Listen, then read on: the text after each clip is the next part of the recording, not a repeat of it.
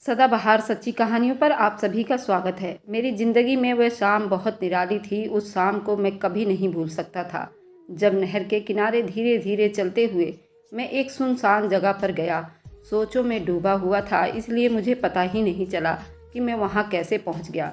मगर होश तब आया जब वहाँ किसी लड़की की चीखने की आवाज़ सुनाई दी। तो भूल ही गया कि ऐसी जगह पर लड़की की चीखें क्यों सुनाई दे रही है, कहीं कोई चुड़ैल तो नहीं। और मैं यहाँ अकेला निकल आया था, ये सोच कर ही मेरे हलक में प्यास की तड़प से मेरे जुबान में कांटे चुभने लगे। जबकि सर्दियों का मौसम था और अब शाम करीब रात में ढल रही थी। मैं वहाँ से भागने के लिए जैसे ही कदम उठाया तो एक मर्तबा फिर लड़की की आवाज़ मेरे कानों में पड़ी। वह कह रही थी, बचाओ बचाओ, प्लीज़ मुझे बचाओ। मैं ये सुनकर रुक गया था। लगता है वाकई कोई लड़की मुश्किल में है। मैं हिम्मत करके यहाँ वहाँ ढूंढने लगा। थोड़ी देर के बाद जब मुझे एक पेड़ के नीचे एक बाइक नज़र आई जो ज़मीन में पड़ी हुई थी, और वहीं से लड़की की हल्की हल्की चीखने और कराहने की आवाज़ आ रही थी। मैं भाग कर वहाँ गया और बाइक को सीधा किया। उस लड़की का हाथ पकड़कर उठाया। उसने मेरा धन्यवाद किया और पूछा, आप कौन हैं? मैंने उससे बताया कि मैं वीरू हूँ। मगर तुम यहाँ क्या कर रही हो? मेरे सवाल के जवाब में उसने रोना शुरू कर दिया और फिर कहने लगी, मैं अपनी सहेलियों के साथ यहाँ आई थी और यहाँ हमने बाइक पर रेस शुरू कर दी, मगर फिर उनकी शरारत सूझी तो वह लोग मुझे छोड़कर चले गए। और जब मुझे अंदाज़ा हुआ कि वह लोग यहाँ नहीं हैं तो मैंने डर के मारे बाइक को तेज़ चलाना शुरू कर दिया, जिसकी वजह से इस पेड़ से टकराकर मैं नीचे गिर गई। उस लड़की से मेरी पहली मुलाकात थी जो एक सुनसान जगह पर हुई, मगर उस टाइम मैं नहीं जानता था कि वह लड़की मेरी ज़िंदगी में सबसे ज़्यादा अहम हो जाएगी। मेरा नाम वीरू है और मैं एक मिडिल क्लास फैमिली से था। पापा एक मामूली सी पियून की सरकारी जॉब करते थे और सारी ज़िंदगी थोड़ी सी तनख्वाह में बिताई थी, मगर ऊपर की कमाई का कभी सोचा तक नहीं। माँ कभी कभी आर्थिक समस्याओं से तंग आकर पापा को ये कह देती थी, कुछ कमाई का सोचो। मगर पापा हमेशा माँ को ईमानदारी का पाठ पढ़ाते रहते थे और चुप करवा देते थे। मैं अपने माँ बाप का इकलौता चिराग था जो कि जिंदा बच गया था, वरना मुझसे पहले माँ बाप के यहाँ 3 बच्चे पैदा हुए थे जो कि थोड़े ही दिनों जी कर मर गए थे। और फिर 3-4 साल बाद माँ प्रेग्नेंट नहीं हुई थी। मैं इस दुनिया में आ सकता था, लेकिन कहते हैं ना, भगवान के यहाँ देर है अंधेर नहीं। मेरी माँ जब प्रेग्नेंट हुई उस टाइम उनकी शादी को 12 साल हो गए थे और मैं उनकी ज़िंदगी में बहार बनकर आया था। वह मुझे इतना प्यार करती थी कि हर टाइम मुझे अपनी आंखों के सामने रखती थी। पापा का भी यही हाल था। पापा मुझ पर अपनी जान निछावर करते थे, मेरी हर खुशी पूरी करने की कोशिश करते थे। जब मैं स्कूल जाने लगा, पापा मेरी हर ज़रूरत का ख्याल रखते थे। मेरे पापा चाहते थे कि मैं एक डॉक्टर बनूं, मगर उनकी गरीबी मुझे इस चीज़ की इजाज़त नहीं देती थी। उसके अलावा उन्होंने मुझे प्राइवेट स्कूल में भी पढ़ाई करवाई थी। मुझे अच्छी तरह याद है, जब मेरा एडमिशन 10वीं क्लास में होना था तो पापा ने अपनी साइकिल बेचकर मेरा दाखिला करवा दिया था। उसके बाद पापा ने अपनी जॉब से वापस एक दोस्त की दुकान पर बैठना शुरू कर दिया था, ताकि 4 पैसे वहाँ से भी मिल जाएं तो मेरी फीस का बंदोबस्त हो जाए। पापा सुबह नौकरी पर चले जाते और शाम को वहीं से अपने दोस्त की दुकान पर जा बैठते। रात के करीब करीब 10-11 बजे तक वहाँ टाइम बिताते और फिर घर आकर खाना खाते, आराम करते। पापा की मदद के खातिर मेरी माँ भी सिलाई का काम करने लगी, जबकि माँ पापा को काफ़ी रोका करते थे। माँ ने पापा से कहा कि इसमें कोई बुराई नहीं है और मैं अपनी मर्जी से ही तो करती हूँ, पर पापा के मना करने के बहुत अहम वजह थी, और वह ये थी, माँ की नज़र बहुत कमज़ोर हो गई थी। पापा नहीं चाहते थे कि माँ की नज़र पर ज़्यादा असर पड़े। घर की समस्याएं ऐसे थे कि दोनों ही अपनी अपनी जगह मजबूर थे। मैं उनको अब ऐसे मिशन की तरह काम करते देखता तो मुझे बहुत दुख होता था, मगर मैं उस टाइम मजबूर था। इसी तरह टाइम का पहिया चलता रहा और मैंने कॉलेज में एडमिशन ले लिया। माँ की मेहनत की कमाई का मुझे बहुत कदर था, इसलिए मैं पढ़ाई पर बहुत ज़्यादा ध्यान देता और मेहनत करता था। लेकिन भगवान को कुछ और ही मंजूर था। मैं जब 12वीं में था, जब एक क़यामत मुझ पर टूटी जिसने मेरी माँ को भी हिलाकर रख दिया था। मेरे पापा डबल काम की वजह से बहुत बीमार रहने लगे थे और कमज़ोर हो गए थे। फिर एक दिन ये कमज़ोरी इस हद तक पहुँच गई कि उनको खून की उल्टियाँ होने लगी, जिसकी वजह से दिल और गुर्दों ने अपना काम करना छोड़ दिया। पापा एक दिन हमें छोड़कर हमेशा के लिए इस दुनिया को बाय करके चले गए। माँ के लिए सबसे बड़ा झटका था जिसने हमें एकदम बेसहारा कर दिया। मेरे पापा का छोटा सा मकान था जो पापा ने पहले ही मेरे नाम कर दिया था, इसी में हम रहते थे। अब इस छोटे से मकान में सिर्फ 2 लोग थे जो कि अपनी ज़िंदगी को बड़ी घिस घिस कर बिता रहे थे, क्योंकि पापा के जाते ही उनके दोनों काम भी तो ख़त्म हो गए थे, जिससे कोई आमदनी का रास्ता ना रहा। माँ की सिलाई मशीन खड़खड़ से ही पूरा घर चलता था और चूल्हा जल रहा था, मगर माँ को दिन रात सिलाई करते हुए देखकर मेरा दिल भी जलता रहता था। मैं चाहता था कि मेहनत मजदूरी करके कोई भी काम कर लूँगा, मगर माँ इस बात पर बिल्कुल भी राज़ी नहीं थी। मैं पढ़ाई छोड़कर काम में लग जाऊं। माँ को समझाने की बहुत कोशिश करता तो वह रोने लग जाती। अगर तेरा बाप जिंदा होता तो क्या तुझे कॉलेज से हटा लेता? मेरी माँ की ऐसी बातें सुनकर मैं अपने आंसुओं को अपने अंदर पीता रहता, पढ़ने में दिल लगाने की कोशिश करता, मगर मेरा दिल ना लगता था, ना मेरा दिमाग काम करता था। हर टाइम फिक्र और सोचों में मेरे अंदर घर बना लिया था। पापा के मरने के बाद जब 2 महीने बीत गए, घर में धीरे धीरे सब राशन पानी ख़त्म हो गया। अब नौबत यहाँ तक पहुँच गई, मैं और माँ मुश्किल से 2 टाइम का खाना खा पाते थे। माँ के लिए दवाई लाने तक के पैसे नहीं थे। वह तो भगवान की कृपा थी कि मकान अपना था, वरना पता नहीं क्या होता। एक दिन माँ मशीन पर बैठी सिलाई कर रही थी कि अचानक माँ को चक्कर आने लगे और उसने मुझे आवाज़ दी। मैं किताब में सर दिए बैठा था, मेरे कॉलेज की फाइनल ईयर के एग्ज़ाम थे। माँ की आवाज़ सुनकर जल्दी से माँ के पास गया तो वह चारपाई पर ऐसे पड़ी थी जैसे उनमें जान ना हो। ये देखकर मेरी आत्मा तक कांप कर रह गई। मैंने जल्दी से माँ को हिलाया और पानी लाकर माँ के मुंह पर छींटे मारने लगा। माँ को होश आ गया तो माँ ने भगवान की कृपा की। मैं अपनी माँ को उसी टाइम सरकारी अस्पताल ले गया, मगर जितनी परेशानी और मुश्किलों का सामना करना पड़ा, उसके बाद मैंने फैसला कर लिया था कि माँ जो मर्जी कहें, जिसके भी वास्ते दे, मगर अब मैं काम करूँगा और भगवान ने चाहा तो अपनी पढ़ाई भी पूरी करूँगा। 4 घंटे अस्पताल में बिताने के बाद हम घर आए तो किचन में खाने को कुछ नहीं था। मुझे बहुत रोना आ रहा था। ये रोने का नहीं, हिम्मत करने का टाइम था। मैंने माँ को बिस्तर पर लिटाया और अपना लैपटॉप उठाकर बाहर चला गया। मार्केट में जाकर मैंने अपना लैपटॉप बेच दिया और राशन के साथ कुछ खाने को भी ले आया। माँ की दवाई भी आ गई और घर आकर माँ को अपने हाथ से खाना खिलाकर दवाई खिलाई। माँ रो रही थी कि मुझे अपना लैपटॉप बेचना पड़ गया, मगर मैं माँ से कहने लगा, मैं पापा के बाद अब आपको नहीं खो सकता। ये सुनकर माँ ने मुझे सीने से लगा लिया। उसके बाद मेरी माँ ने मुझसे वादा करवाया कि नौकरी के साथ साथ तुम अपनी पढ़ाई भी पूरी करोगे। माँ ने मुझे काम करने की भी परमिशन दे दी। मैं उसी टाइम मार्केट निकल गया और कई दुकानों पर काम पता करने के बाद मुझे सुबह से शाम तक का काम मिला।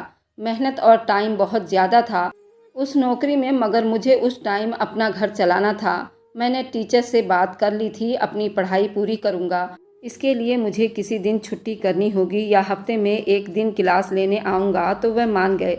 मेरी तनख्वाह इतनी तो नहीं थी, राशन बिल देने के बाद कुछ पैसे हाथ में रह जाएंगे, जिससे कुछ दिन ही सही खाना तो पकेगा। इसलिए मैं ये काम करने को दिल जान से राजी था। अगले दिन से काम पर जाने लगा और रात को पढ़ता। जिस दिन शनिवार होता उस दिन हाफ डे दुकान पर लगाता था और शनिवार ख़त्म होने के बाद मैं ट्यूशन के लिए काम देखना शुरू कर दिया और जल्दी ही मुझे प्राइमरी स्कूल के बच्चों की ट्यूशन मिल गई। मैं सारा दिन दुकान पर काम करता और दुकान से छुट्टी होने पर ही कपड़े बदलते और ट्यूशन पढ़ाने चला जाता। अब मुझे तसल्ली थी मेरी फ़ीस का बंदोबस्त हो जाएगा, मगर उसके अलावा मैंने 2 जगह और ट्यूशन देना शुरू कर दिया और रात को 7-8 बजे घर आता और माँ को सिर्फ अच्छी अच्छी खबरें सुनाता ताकि वह परेशान ना हो। जब मुझे काम करते और ट्यूशन पढ़ाते 1 महीना हो गया तो मुझे पहली तनख्वाह और फीस मिली। मैं बहुत ज़्यादा खुश था और मैंने अपनी पहली कमाई माँ को दे दी। वह खुशी से रोने लग गईं। अब मैंने अपनी माँ को कपड़े सीने से भी रोक दिया। मैं नहीं चाहता था कि माँ की तबीयत ज़्यादा ख़राब हो। दिन बीतने लगे और अब मेरा ग्रेजुएशन भी पूरा होना था। मैंने फ़ीस जमा कर ली थी। अब मैं डॉक्टर तो नहीं बन सकता था, मगर मैंने बिजनेस की पढ़ाई करना शुरू कर दी और 2 साल बीत गए। पर मैं पहली बार जॉब के लिए अप्लाई किया तो एक छोटी सी कंपनी में मुझे नौकरी मिल गई। मेरी कामयाबी की तरफ पहला कदम था। माँ की मृत्यु का भी अब तो 1 साल पूरा होने वाला था। मुझे बहुत दुख था कि मेरे कामयाबी का सफ़र शुरू होने से पहले मेरे माँ और बाप इस दुनिया से चले गए थे, मगर मुझे जीने का जज्बा दे गए थे। मैं मेहनत करना और कामयाबी की सीढ़ी चढ़ना सीख गया था। आज जब नहर के किनारे सोचों में डूबा हुआ चले जा रहा था तो सुनसान जगह पर पहुंच गया जहां मेरी मुलाकात सुहानी से हुई थी। सुहानी की बाइक को मैंने साइड करके अपने बाइक पर सुहानी को घर तक लिफ्ट दी। उस बीच में थोड़ी बहुत बातचीत भी हुई और जब उसके बंगले के सामने मेरी बाइक रुकी तो मैं बड़ा हैरान हुआ। वह इतने अमीर घर से थी। मुझे उसने चाय के लिए कहा मगर मैंने जल्दी से बहाना बनाकर माफ़ी मांग ली। उसने मुझसे मोबाइल नंबर लिया और अपना मोबाइल नंबर मुझे दिया। उसके बाद मैं अपने घर चला आया। ऑफिस में जॉब करते हुए मुझे 6 महीने हो चुके थे मगर मैं तसल्ली में नहीं था। मैं जॉब छोड़ भी नहीं सकता था क्योंकि मुझे एक्सपीरियंस और पैसे दोनों चाहिए थे। मैंने ग्रेजुएशन की हुई थी। मेरे आंखों में बड़े बड़े सपने थे और दिल में माँ बाप का चेहरा था। मैं एक दिन ऑफिस से घर आया तो मेरे नंबर पर सुहानी का कॉल आया। उस दिन के बाद से बातचीत का सिलसिला भी शुरू हो गया। मुझे कॉल करती, मेरा हाल चाल पूछती, मेरे खाने पीने का भी पूछती। मुझे लगने लगा कि अब दुनिया में वही है जिसे मेरी थोड़ी बहुत फिक्र है। वह मेरी अच्छी दोस्त बन गई थी। हम अपने ऑफिस में भी एक दूसरे से बात कर लिया करते थे और कॉल कर लिया करते थे। मुझे काफ़ी टाइम बाद कोई ऐसा दोस्त मिला था जिसने मेरी तन्हाई को भी बांट लिया था। मेरे बारे में सुहानी सब जानती थी। मैं भी उससे काफ़ी हद तक जान चुका था। हमारी बातचीत और दोस्ती को 6 महीने बीत गए थे। उस बीच हम हफ्ता 2 हफ्ते बाद कहीं किसी पार्क में, होटल में खाने या चाय पर मिल लिया करते थे। मगर एक दिन उसने मुझे अपने पापा का विजिटिंग कार्ड मुझे दे दिया और कहने लगी पापा को ऑफिस में मैनेजर की ज़रूरत है, तुम ज़रूर पापा से बात करो। मैंने चुप से कार्ड पकड़ लिया तो वह समझ गई और जल्दी से बोली फिक्र मत करो, पापा को मैंने नहीं बताया कि तुम मेरे दोस्त हो, इसलिए तसल्ली से जॉब के लिए अप्लाई करो और मुझे पक्का यकीन है कि ये जॉब तुम्हें ही मिल जाएगी क्योंकि तुम बहुत काबिल इंसान हो। मैंने सुहानी के दिए कार्ड पर लिखा एड्रेस देखा और अगले दिन सुहानी के पापा के ऑफिस पहुंच गया। उस दिन मुझे वहां इंटरव्यू भी देना था। इसी तरह सुहानी के पापा से मेरी पहली मुलाकात हुई और मेरी खुशनसीबी थी कि शहर की इतनी बड़ी कंपनी में मुझे मैनेजर की जॉब मिल गई। सुहानी के पापा मिस्टर प्रकाश की बातें और अंदाजा से मुझे यकीन हो गया कि सुहानी ने सच कहा था कि उसके पापा मुझे नहीं जानते। इसलिए मुझे बेहद खुशी हो रही थी कि मुझे मेरी योग्यता पर इतनी बड़ी कंपनी में जॉब मिल गई थी और वह भी तब जब मेरी सिर्फ ग्रेजुएशन ही पूरी हुई थी। मैंने ऑफिस से निकलते ही सुहानी को कॉल की और उससे आइसक्रीम खिलाने के लिए बुलाया। अगले दिन मेरा ऑफिस शुरू हुआ। मैंने दिल लगाकर काम करना शुरू कर दिया और 15 दिन में ही मिस्टर प्रकाश मेरे काम से बहुत ही खुश होने लगे। मैंने उनसे परमिशन ले ली कि मुझे हफ्ते में 2 दिन कॉलेज जाना है, लेकिन मैं अपने काम में कोई भी फ़र्क नहीं आने दूंगा। वह मान गए और मुझसे बहुत खुश थे कि ऐसे नौजवान आजकल नहीं मिलते जो ज़िंदगी में इतनी कामयाबी के साथ आगे बढ़ना चाहते हैं। उन्होंने मुझे बहुत सपोर्ट किया और महीने बाद ही मुझे ऑफिस की तरफ से नया फ्लैट और कार मिल गई। सुहानी मेरी इस कामयाबी पर मुझसे ज़्यादा खुश हुई। उस दिन मुझे मेरे पापा और माँ बहुत याद आए। काश वे जिंदा होते तो देखती कि उनकी प्रार्थनाएं और मेहनत कैसे रंग लाई है। ऑफिस में जॉब भी चल रही थी और मेरी पढ़ाई भी चल रही थी। एक दिन मुझे मिस्टर प्रकाश ने ऑफिस में बुलाया। जब मैं गया तो उन्होंने मुझे सीट पर बैठने का इशारा किया और कहने लगे कि मिस्टर, मुझे तो आज मालूम हुआ कि आप हमारी इकलौती बेटी सुहानी के बहुत अच्छे दोस्त हैं। मैंने एक नज़र उनकी तरफ देखा। वह मुस्कुरा रहे थे। उनके चेहरे पर कोई ऐसे असर नहीं था। मैंने उनसे कहा कि सुहानी बहुत अच्छी लड़की है और मैं उसकी बहुत इज्जत करता हूँ। मेरी बात पर मिस्टर प्रकाश साहब ने कहा कि आप खुद भी बहुत अच्छे काबिल इंसान हैं और आप जैसे अच्छे दोस्त नसीब वालों को ही मिलते हैं। मैं थोड़ा हैरान सा हुआ और मिस्टर प्रकाश साहब के ऑफिस से बाहर आ गया। मुझे सुहानी ने बताया कि उसका कोई बहन भाई भी नहीं है और उसके मम्मी की मृत्यु भी 2 साल पहले हो चुकी है। इतने बड़े घर में सुहानी और उसके पापा अकेले रहते हैं। असल में मिस्टर प्रकाश के कपड़ों की भी 2 फैक्ट्रियां थी, लेकिन मैं कभी फैक्ट्री नहीं गया था क्योंकि मेरा काम ऑफिस तक ही था। मिस्टर प्रकाश को पता चला कि मैं उनकी बेटी का दोस्त हूँ। उसके बावजूद उनके रवैये में कोई बदलाव नहीं आया। वह पहले की तरह ही मुझसे काम की बातें करते और कभी कभी गपशप भी लगा लिया करते थे। मैं अपनी ज़िंदगी से बहुत खुशी में था। एक रात मैं सुहानी से फ़ोन पर बात कर रहा था तो उसने मुझे जो कहा वह मेरी सोच से भी बहुत आगे था। सुहानी कहने लगी, पापा तुम्हारी बहुत तारीफ़ें करते हैं और मुझे कहते हैं कि तुम्हारी शादी किसी ऐसे ही इंसान के साथ होनी चाहिए जो वीरू जैसा हो। मैं सुहानी की बात सुन रहा था मगर जो उसने कहा उस पर मैं उछल पड़ा। वह कहने लगी, मैंने पापा को ये कह दिया कि मेरी शादी वीरू से ही कर दी जाए और पापा तैयार हो गए हैं। अब वह जल्दी तुमसे बात करेंगे, लेकिन तुम मना मत करना। मैं सुहानी की बातें सुन तो रहा था, मगर मुझे यकीन नहीं हो रहा था कि शहर का जाना पहचाना बिजनेसमैन अपनी इकलौती बेटी की शादी मुझ जैसे आम से लड़के से भला क्यों करेगा। मुझे लगा सुहानी मजाक कर रही है, मगर कुछ दिन बाद ही उसकी बात सच साबित हुई। प्रकाश साहब ने एक दिन ऑफिस के बाद मुझे अपने पास रोक लिया और कहा, कहीं बाहर चाय पीने चलते हैं, फिर घर चले जाना। मैं उनके साथ चला गया। चाय के बीच उन्होंने कहा, वीरू, मुझे तुम्हारी काबिलियत और तुम्हारे दिमाग ने मुझे बहुत लुभाया है, मगर उससे भी ज़्यादा मुझे तुम इसलिए पसंद हो क्योंकि तुम्हारी परवरिश बहुत अच्छे तरीके से हुई है। यकीनन तुम्हारे माँ बाप बहुत नेक और शरीफ इंसान होंगे। मैं उनकी बातें ध्यान से सुन रहा था। जब उन्होंने कहा कि मैं चाहता हूँ कि ज़िंदगी के इस सफ़र में तुम सुहानी का हाथ थाम लो, ताकि मुझे ये फिक्र ना रहे कि मेरे मरने के बाद मेरी बेटी का क्या होगा, क्योंकि उससे शादी करने के लिए अमीर से अमीर लड़के तैयार हैं, मगर सब सिर्फ मेरे बिजनेस की वजह से सुहानी से शादी करना चाहते हैं। इसलिए मैंने यही फैसला किया है कि सुहानी की शादी तुम्हारे साथ करूँगा। मैं हैरान होकर प्रकाश साहब की बातें सुन रहा था। मुझे समझ नहीं आ रहा था मैं उनको क्या जवाब दूँ, क्योंकि मुझे कोई लालच नहीं था, उनके बिजनेस से कोई मतलब नहीं था, बल्कि सच तो ये था कि मैं खुद सुहानी को पसंद करता था। इसलिए मैंने प्रकाश साहब को मना नहीं किया और अपना सर झुका लिया। वे बहुत खुश हुए और उन्होंने मुझे गले से लगा लिया। कुछ दिन बाद अंकल ने मेरी और सुहानी की शादी तय कर दी। एक पार्टी में अनाउंसमेंट कर दिया। मैंने उस बीच महसूस किया कि कई लोगों के चेहरे उतर गए थे। मैं समझ गया सुहानी से शादी के लिए कई लोग इच्छा कर रहे थे। ये सब मेरे लिए यकीन करना मुश्किल था। मुझे ऐसा लगता था जैसे मैं कोई सपना देख रहा हूँ, मगर ये सब हकीकत था। और सच कहूँ तो मैं सपने में भी ये सब नहीं सोच सकता था। फिर 2 महीने बाद हमारी शादी हो गई। अंकल ने अपनी बेटी सुहानी को शादी के तोहफे में एक खूबसूरत घर दिया, जिसमें शादी के बाद हम रहने लगे। क्योंकि ये सुहानी की इच्छा थी, मगर उससे ज़्यादा मैंने कुछ भी स्वीकार नहीं किया। प्रकाश अंकल ने अपनी इकलौती बेटी की परवरिश बहुत अच्छी की थी। इतनी दौलतमंद और खूबसूरत होने के बावजूद उसमें जरा भी घमंड नहीं था।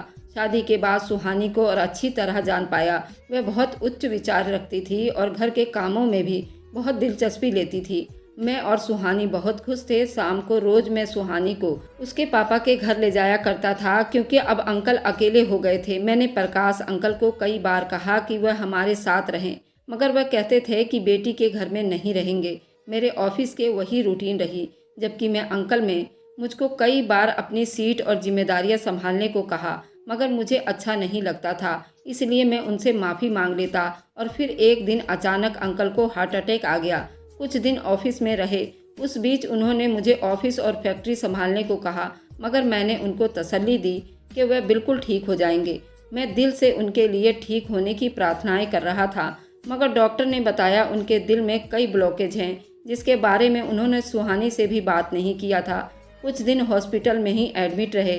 कुछ दिन के बाद उनकी मृत्यु हो गई। सुहानी तो क्या, मैंने भी नहीं सोचा था कि ऐसा होगा। सुहानी तो जैसे अपने पापा के लिए पागल सी और अधमरी हो गई थी, और मुझे भी बहुत दुख था। मुझे मेरे माँ बाप की याद आ गई थी। वह कैसे मुझसे बिछड़ गए थे। प्रकाश अंकल के मरने के बाद सुहानी को मैं विदेश ले गया ताकि उसका ध्यान बढ़ सके, वरना वह तो बिल्कुल चुप सी हो गई थी। हर टाइम गुमसुम सी बैठी रहती थी या रोती रहती थी। 15 दिन बाद जब हम वापस आए तो ऑफिस में काम करने वाले अंकल के पुराने वर्कर ने मुझे कहा कि अब ऑफिस और फैक्ट्री की पूरी जिम्मेदारी लेनी होगी, क्योंकि आप ही हैं जो संभाल सकते हैं, या फिर ये जिम्मेदारी सुहानी को लेनी होगी। मैंने उससे कहा कि सुहानी से राय करके बताऊंगा। फिर मैं जब घर आया तो मैंने सुहानी से बात की। वह कहने लगी कि उसे बिजनेस की कोई समझ नहीं है, इसलिए जिम्मेदारी तुम्हें ही संभालनी होगी। मैंने ऑफिस संभाल लिया और 1 हफ्ते बाद फैक्ट्री का चक्कर लगाया तो वहाँ कुछ बहुत अजीब सा देखने को मिला। जो फैक्ट्री कपड़े की थी, इसलिए यहाँ बहुत काम था जो आसानी से औरतें भी कर सकती थी, मगर मुझे यहाँ एक हैरान कर देने वाला दृश्य देखने को मिला। वहाँ एक बड़े से हॉल में बहुत सारी औरतें काम कर रही थी, मगर वह सब बूढ़ी औरतें थीं। मैं बहुत हैरान हुआ कि मेरे ससुर ने बूढ़ी औरतों को क्यों काम पर रखा हुआ था। मैं कुछ देर खड़ा होकर औरतों को देखता रहा। वे सब बड़े मेहनत से काम कर रहे थे। उनकी उम्र करीब करीब 45 से 60 साल की होगी और कुछ औरतें तो और भी ज़्यादा उम्र की थी। वह एक तरफ कुर्सियों पर बैठी बातों में बिजी थी। वहाँ मैंने कुछ हॉल में कुछ हल्की हल्की आवाज़ सुनी तो मैं चौंक गया। फिर मैं एक तरफ खड़ा हो गया, इसलिए किसी ने मुझे वहाँ नहीं देखा। मगर जैसे ही उनको मालूम हुआ कि मैं वहाँ खड़ा हूँ, वह सब के सब काम छोड़कर मेरी तरफ देखने लग गईं। जब मेरे मैनेजर ने उनको बताया प्रकाश साहब की जगह मैं उनका काम संभालूंगा, तो उन्होंने मुझसे नमस्ते किया और जो औरतें एक तरफ बैठी थी वो मेरे पास आईं और मेरे सर पर हाथ फेरते हुए मुझे आशीर्वाद देने लग गईं। मैं समझ नहीं पा रहा था ये क्या माजरा है। मैंने उनको प्रणाम किया और मैं मुस्कुराकर उन्हें काम करने को कहा, खुद बाहर चला गया। फैक्ट्री एरिया में बने ऑफिस में जाकर बैठा तो मैंने मैनेजर से पूछा ये क्या मामला है। जो मैनेजर वहीं के पुराने वर्कर थे जो सालों से यहाँ काम कर रहे थे और उनको मैंने मैनेजर की पोस्ट दी थी, वे सब कुछ जानते थे। जो उन्होंने बताया वो मेरे लिए बेहद हैरान करने वाली बात थी। वह कहने लगा कि प्रकाश साहब एक विधवा माँ के इकलौते बेटे थे। उनकी माँ ने कपड़े सी कर उनको पाला था और पढ़ाया, और ज़माना वह सस्ता था, अच्छा था, इसलिए उनको जल्दी ही एक कंपनी में जॉब मिल गई। और जब तक उनकी तरक्की हुई उनकी माँ की मृत्यु हो गई। उसके बाद उन्होंने खूब मेहनत की, कभी पीछे मुड़कर नहीं देखा। उन्होंने अपना पुराना रहने वाला घर बेचकर किसी के साथ कॉन्ट्रैक्ट किया और एक छोटी सी फैक्ट्री की बुनियाद रखी। और उन्होंने बेसहारा औरतों के लिए एक एक ओल्ड होम बनवाया जहां हर औरत को रहने के लिए जगह दी। जो औरतें अकेली थी और फैक्ट्री का धागा काटने और कट पीस निकालने वाला डिपार्टमेंट उन औरतों के हवाले कर दिया ताकि वे खुद बोझ ना बने और खुद को बेसहारा ना समझे। यहाँ विधवा और तलाकशुदा औरतें भी काम करती थीं जो अपनी औलाद के लिए रोजी रोटी कमा रही थीं। मैं ये सब सुनकर बहुत ज़्यादा खुश हुआ। मुझे अब समझ आया कि अंकल का दिल इतना नरम और अच्छा क्यों था। उन्होंने भी मेरी तरह जमाने के ऊंच नीच में पापड़ बेले थे, मगर उन्होंने मुझसे कई गुना ज़्यादा मेहनत करके बिजनेस जमाया था। और मैंने फैसला किया कि मैं अब उनके हर कामों को अपनी आखिरी सांस तक जारी रखूँगा। मैंने मैनेजर के साथ उस ओल्ड होम का सारा कारोबार देखा और अपने साथ सुहानी को भी ले गया। ये सब देखकर सुहानी भी खुश हो रही थी और वो मुझसे कहने लगी ओल्ड होम की सारी जिम्मेदारियाँ वह निभाना चाहती है। मैंने खुशी खुशी उसे ही जिम्मेदारी सौंप दी। आज मैं एक कामयाब बिजनेसमैन और 2 बच्चों का बाप हूँ। प्रकाश अंकल के बने ओल्ड होम और सारे कामों की जिम्मेदारी इस तरह निभा रहा हूँ। अपनी औलाद की परवरिश भी ऐसे करना चाहता हूँ जैसे मेरे माँ बाप ने मेरी और जैसे प्रकाश अंकल ने सुहानी की। इंसान की ज़िंदगी का मकसद ये होना चाहिए कि वह दूसरों के काम आ सके। अगर आपको आज की कहानी पसंद आई है तो वीडियो को ज़रूर लाइक कीजिएगा और अपने दोस्तों के साथ शेयर भी कीजिएगा। और हाँ, अगर आपने अभी तक हमारे चैनल को सब्सक्राइब नहीं किया है तो ज़रूर सब्सक्राइब कर लें। मिलते हैं हम अपनी कल की नई एक दिलचस्प कहानी के साथ। मुझ पर सदा अपना प्यार और स्नेह बनाए रखें। सभी को मेरा प्यार भरा नमस्कार दोस्तों।